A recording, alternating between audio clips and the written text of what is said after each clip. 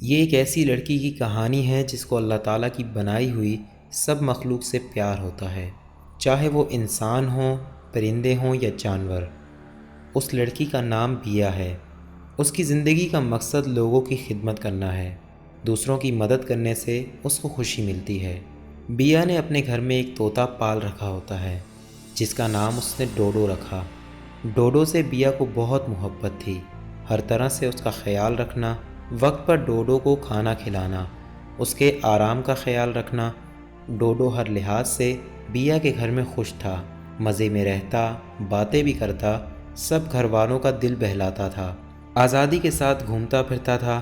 ویسے تو کسی قسم کی کوئی پابندی اس پر لاگو نہیں تھی، البتہ اس کی حفاظت کے لیے رات کو اس کو اپنے پنجرے میں جانا پڑتا تھا تاکہ کوئی بلی اس پر حملہ نہ کر سکیں، یا پھر جب بیا گھر نہ ہو تو بھی اس کو پنجرے میں رہنا پڑتا۔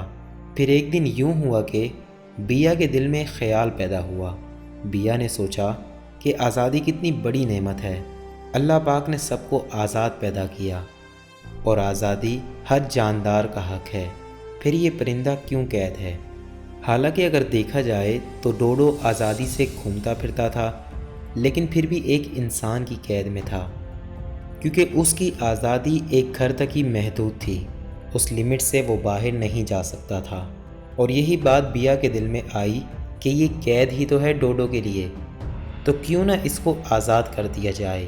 ہم لوگ بھی تو اپنی آزادی کا دن مناتے ہیں اور خوش ہوتے ہیں، تو ڈوڈو کو بھی آزاد کر کے اس کو آزادی کا تحفہ دیا جائے تاکہ اپنی مرضی سے یہ بھی اپنی زندگی جی سکے۔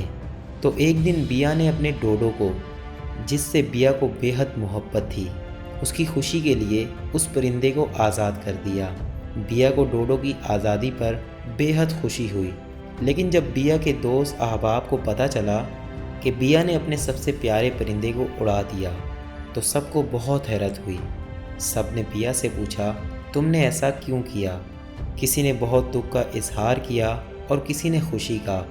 ہر انسان کا مختلف رد عمل تھا، لیکن بیا کو اس بات کا کوئی دکھ نہیں، بلکہ اس کو دل سے خوشی تھی، ایک سکون تھا۔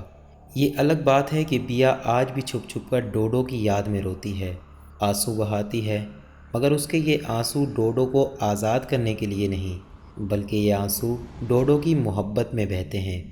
جب بھی کسی سے سچے دل سے محبت کی جاتی ہے تو اس کی جدائی برداشت کرنا آسان نہیں ہوتا۔ محبت کبھی بھی بھلائی نہیں جا سکتی، چاہے وہ کسی انسان سے کی جائے یا کسی پرندے سے۔ محبت تو محبت ہوتی ہے، یہ ایک جذبہ ہے جس کا کنیکشن دل کے ساتھ ہوتا ہے۔ ڈوڈو کو آزاد ہوئے آج بہت ٹائم گزر چکا ہے، لیکن جو محبت بیا کو ڈوڈو سے تھی وہ آج بھی زندہ ہے۔ بیا کو آج بھی یہ خیال آتا ہے کہ ڈوڈو نے کھانا کھایا بھی ہوگا یا نہیں، پانی پیا بھی ہوگا یا نہیں۔ یقیناً ڈوڈو کو بھی بیا کی یاد اسی طرح آتی ہوگی اور بیا کے لیے بہت دعا کرتا ہوگا، کیونکہ آزادی سے بڑا کوئی تحفہ نہیں، اور آزادی دینے والا بہت بڑا محسن ہوتا ہے، اس کو کبھی بھلایا نہیں جا سکتا۔ اس کہانی کا مورل یہ نکلتا ہے کہ محبت کے کئی انداز ہوتے ہیں، کئی شکلیں ہوتی ہیں، جن میں سے یہ بھی محبت کا ایک انداز ہے، اس کی ایک شکل ہے۔